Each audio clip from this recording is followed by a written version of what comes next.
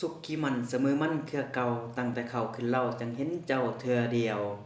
สุขสบายดีพ่อแม่พี่น้องชาวไร่ชาวนาชาวกสิกรทุกหม่องบอนตลอดฮอดพ่อแม่ประชาชน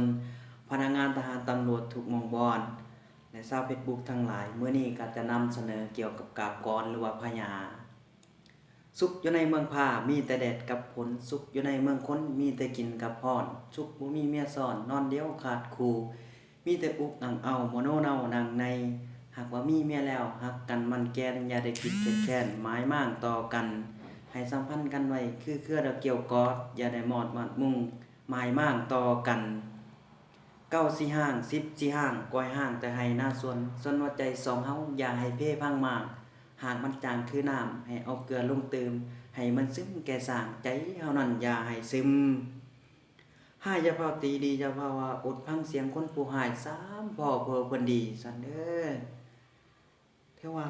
คลิปนี้ก็ถือว่าจบลงเท่านี้ถ้ามี